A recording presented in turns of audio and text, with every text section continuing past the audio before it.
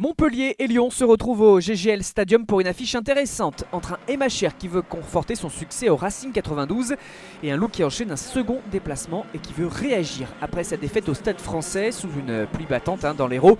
Il va en plus falloir gérer les conditions climatiques et c'est le MHR qui a une meilleure maîtrise des événements qui vient défier avec Doumerou et qui sollicite donc la défense rhodanienne qui se met d'ailleurs à la faute malgré Alexandre Béconnier en bout de ligne. Le Loup donc pénalisé. Et Paolo Garbisi qui peut ouvrir le score pour les locaux sur cette pénalité. 3-0.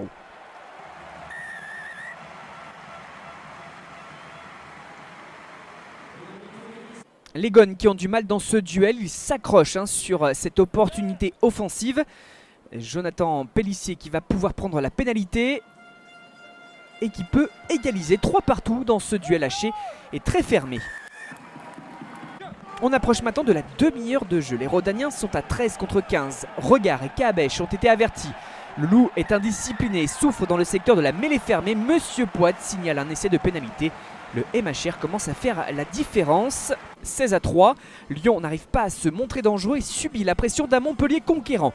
La pression justement du MHR.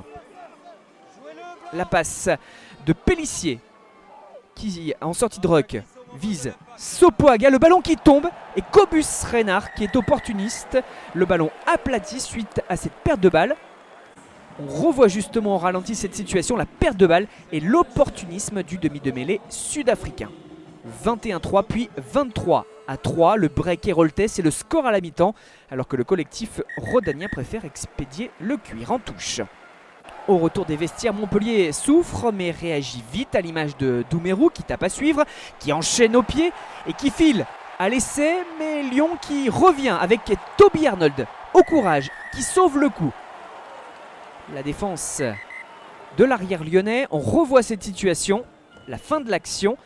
Et là, malgré la détermination du centre montpelliérain, l'arrière lyonnais est là pour sauver le coup et éviter les stockades. Cela n'empêche pas les Cistes d'insister, de pousser pour viser notamment le point de bonus offensif. Avec l'initiative d'Aprasidze, il démarre après se porter, tape à suivre.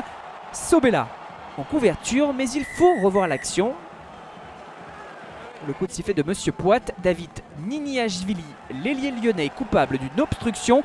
Il écope d'un carton jaune. Lyon qui est sanctionné à 4 reprises d'ailleurs d'un carton jaune dans cette rencontre, qui concède un second essai de pénalité pour cette faute, cette obstruction de l'ailier sur le demi de mêlée montpelliérain.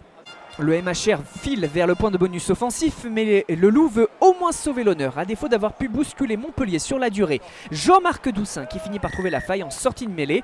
En force, l'essai bien validé, entré en cours de match à la mêlée. Doussin qui permet au moins à Lyon de relever la tête, qui récupère ce ballon en sortie de ruck, la petite feinte et les bordures pour venir aplatir. Au final, le MHR s'impose 30-8 face au Loup, succès non modifié, et ce sont les Cistes qui enchaînent un deuxième succès consécutif en championnat.